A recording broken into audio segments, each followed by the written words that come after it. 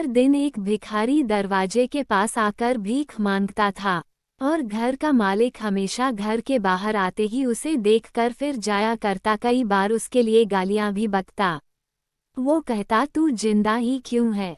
पूरी जिंदगी ऐसे ही भीख मांगेगा क्या? धरती का बोझ क्यों बना बैठा है?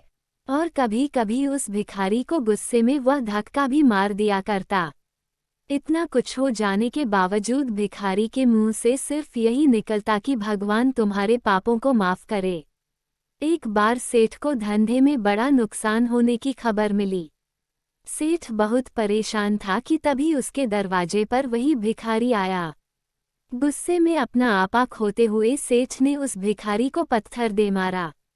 पत्थर लगने के कारण भिखारी का सर फूट गया और उसके सर से खून बहने लगा।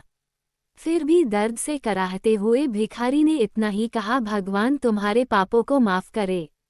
भिखारी वहां से चला गया।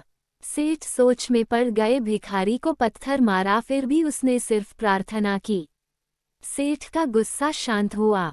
सेठ का मन शांत हुआ भिखारी का रहस्य जानने के लिए। सेठ ने भिखारी का पीछा करना शुरू कर दिया। भिखारी जहां जहां जाता सेठ उसके पीछे जाता। सेठ ने देखा कि कोई उसको खाना देता, कोई उसको मारता, कोई अपमानित करता तो कोई गाली देता।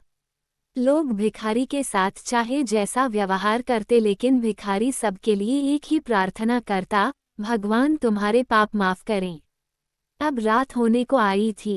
भिखारी अपने घर जाने के लिए लौटा। वो अपने घर पहुंच गया, लेकिन सेठ अब भी उसका पीछा कर ही रहा था। एक पुरानी टूटी हुई खटिया पर एक बूढ़ी औरत लेटी हुई थी, काफी कमजोर और बीमार लग रही थी। वह भिखारी की पत्नी थी। अपने पति को वापस आता देख वह खाट से उठ खड़ी हुई।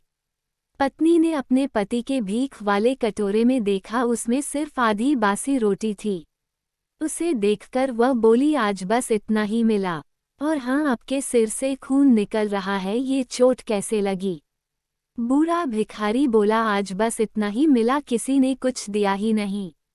सब ने गालियां दी और एक ने पत्थर भी फेंका, इसीलिए मेरा सर फट गया। एक गहरी ठंडी सांस लेकर बूढ़ा भिखारी फिर से बोला, यह मेरे ही पापों का फल है।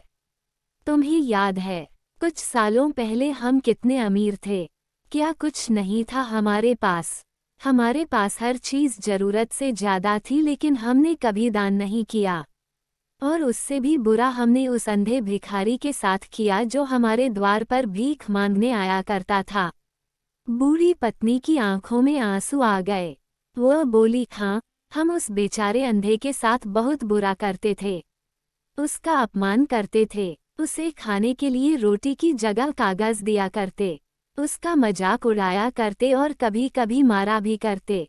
मैंने कभी उसको रास्ता नहीं दिखाए। एक बार मैंने उसके मुंह पर मिट्टी भी फेंकी थी और वो हमेशा दुखी होकर यही कहता कि भगवान तुम्हें तुम्हारे किए की सजा देगा। भगवान तुम्हारे पापों की सजा जरूर देगा। उसका श्राप सच हुआ और हम इस दुख भरी जिंदगी में आ गए। भिखारी बोला, हाँ, उसका श्राप सच हुआ, इसलिए मैं किसी को बददुआ नहीं देता। चाहे कोई मेरे साथ कैसा भी बर्ताव करे, मैं हमेशा उसके लिए प्रार्थना करता हूँ। मैं नहीं चाहता कि कोई भी हमारे जैसे जिंदगी का अनुभव करे, किसी को भी हमारे जैसे दुखों का सामना करना पड़े। वो नहीं जानते कि वह कितना बड़ा पाप कर रहे हैं, इसलिए अनजाने में हुए पाप की ऐसी सजा किसी को भी मिले, मैं नहीं चाहता। सेठ वहीं पर छुपकर यह सारी बातें सुन रहा था। अब उसे सब कुछ समझ में आ गया था। भिखारी और उसकी पत्नी ने वह आधी रोटी मिल बांटकर खाई और भगवान को धन्यवाद बोलकर सो गए। अगले दिन बड़ा भिखारी फिर से भीख मांगने गया। सेठ के घर के पास जाते हैं। सेठ ने पहले से गरम रोटी या उसके लिए निकाल कर रखी थी। उसे देते हुए सेठ विनम्रता से बोला, माफ कर दीजिए बाबा, उसे बहुत बड़ी गलती हो गई। बूढ़ा भिखारी बोला, भगवान तेरा भला करे। इतना कहकर वह आगे निकल गया। इस कहानी से जो सीख लेने लायक है वो बड़ी ही सिंपल है कि आदमी चाहे किसी के बारे में बुरा कहे या भला करे, लेकिन भगवान सिर्फ कर्म के हिसाब से उसको फल देता है। क्या हुआ अगर भगवान नहीं दिखता है, लेकिन ये बात बिल्कुल सच है, उसके खाते में सबका हिसाब बहुत बहुत पक्का होता है। इसलिए जब किसी के लिए कुछ भी करो तो अच्छा ही करो।